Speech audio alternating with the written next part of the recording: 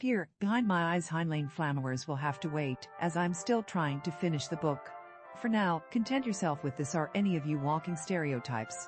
If you know anyone very well, do you know anyone who is a walking stereotype? Let me see. I'm not particularly attuned to American stereotypes about someone like me, but I suppose I could fit several niches. I could be the Portuguese-born, married-an American woman. Right. A week after my wedding, my mother-in-law informed me I shouldn't be submissive because men don't like submissive women. I presume that is part of the stereotype because no one in their right mind has ever spent more than 10 minutes talking to me and called me submissive. Also, for the record, it's not true of Portuguese women in general. Yeah, I suppose some Portuguese women are submissive to males. How the heck would I know? I never had that many female friends back then, and women in my family are known for being holy terrors. And I presume I'm supposed to be dark, small, pretty, and, as the stereotype bleeds into Spanish or perhaps Brazilian, which is what most Americans resort to when failing to find a niche for Portuguese, I'm supposed to dress in colorful clothes, love to dance, and I'm running out of ideas here. I'm relatively dark, I think, but not if I haven't been out in the sun for a while. Small A. I hope to see small again in my lifetime. I wear black, mostly because it makes me look smaller. Dancing, I used to be okay with it, like most young people. But these days I'd rather sit down with a good book.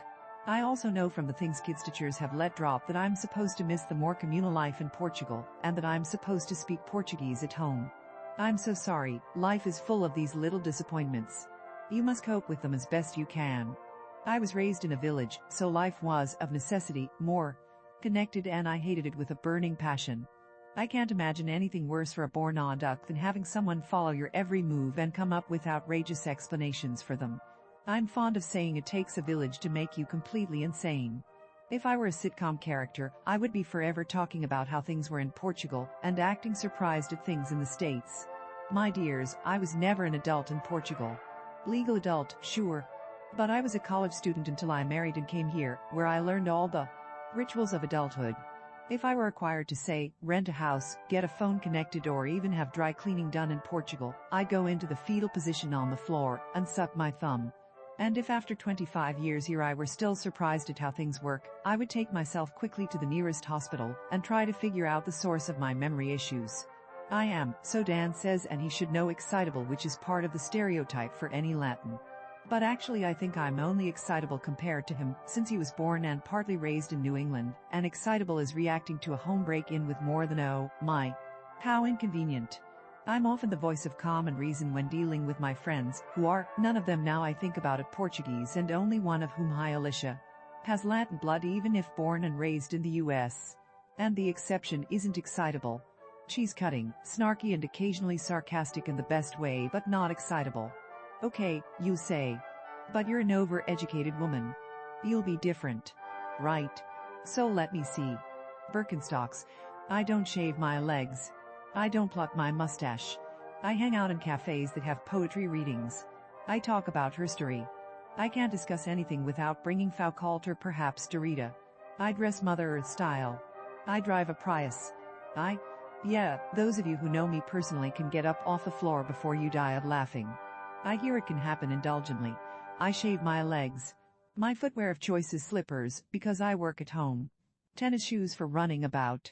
But if I get a chance, I like high heels, and I have a terrifying thing for stilettos. I wax my face. Look, I am a Mediterranean woman of middle years. If I didn't wax my face regularly, most supermarket cashiers wouldn't know whether to call me sir or ma'am. Their lives are hard enough. Let it go. I'll confess to a fondness for Shakespeare quotes and waiting to see who catches them. And I love reading the sort of history books that are published in batches of 80 and sold to me and 79 university professors. I also like Jane Austen. But you're as likely to find me with cheap romance, an old pulp SF novel, or Disney comics. Sigh, I hate to confess it, but it's true. I have no intellectual consistency. And I'm not ashamed of it. Oh, and I drive an Expedition, which is handy, because it's often filled up with furniture to be refinished or boards for my latest odd home improvement project. The current room is a workshop in the basement for my projects. I do fit the SF author stereotype in that I have way too many cats, but then so did my grandmother, and she didn't write any science fiction. Or anything. If I lived in the country, I'd have rabbits, pigeons, goats, turtles, and dogs as well. Let me see what else I love: cheap amusement parks, diners, particularly Greek diners, zoos, and museums, and lectures by scientists and historians. Okay. Go and get the sponge. Clean the bits of brain off the wall. Then sit down and listen. None of us are stereotypes. Or few of us are. I can't claim to know everyone in the world. So why are so many characters stereotypical? It's not just in sitcoms. How many times have we read versions of the bloodthirsty warrior, the large dumb oaf? Though, please, even if her first few books in the series were enjoyable, I will never forgive Misty for this one: too sensitive, 4 words, gay magician, the spunky woman, the rebellious Regency woman, all of them kindred to Scarlett O'Hara. Need I go on? And the answer to that is, we create stereotypes because they are easy to signal and easy to allow the reader to fill in the rest of the mental map. We create stereotypes because we, to some extent, file people under stereotypes. When you don't know people very well, you tend to fill in the vast empty areas with things that seem to be true of the group. This is how the human brain works. It's how language works. We organize things in categories. I say table and you don't think of every table you've ever seen. You think of a generic, in my case, line drawing of a table, details to be filled in as they emerge. If you're at a party and you meet 10 new people, you're going to organize them by stereotypes: the skinny girl who probably has never been kissed, the jolly matron, the... But if you get to know them, then they stop being stereotypes. My problem, I guess, and the reason for this post, is that in books, they rarely do. In books, in TV, in movies, particularly when talking about the villain parts, you tend to cast them in general molds. So, what is wrong with that, you say? Why, everything. Because books and stories are how we learn about life, and I'm getting sick and tired of being put in categories I couldn't remotely belong to. But stories are how the human brain works. Pratchett is correct on that. Stories are what helps our brain organize reality in ways that make sense. No, real reality doesn't. Too many variables, most of the time, to draw significant conclusions. Only with the aid of stories, we can sort of see the relevant bits to form a picture, to learn from our experiences. The problem is getting fed on a continuous diet of stereotypes does not help us learn from our experience. Instead, it convinces us, subconsciously, that, outside the space behind the eyes, everything goes by groups, and that knowing one characteristic of the group, you know everything. In the wake of this come the true evils: treating people as things, treating people as ciphers, members of a group, all alike within the group. After that come collective guilt, collective reward, and, ultimately, collective punishment, a chain that has led to some of the very worst atrocities in the 20th century. So, if you're a writer, try not to write stereotypes. For one, because they're boring and will get your book classed as another one of X. It's more difficult to signal who the good and bad guys are without stereotypes. And you have to walk a fine line, because your characters have to be predictable enough to please the reader, but not so predictable they bore the reader.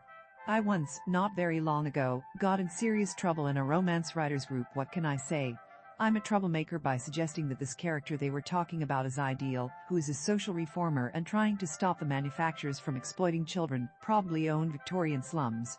Oh, the boos and hisses, but look, how many times is that true? Hypocrisy is not confined to religious people. Often enlightened people have their hands in all sorts of dirt.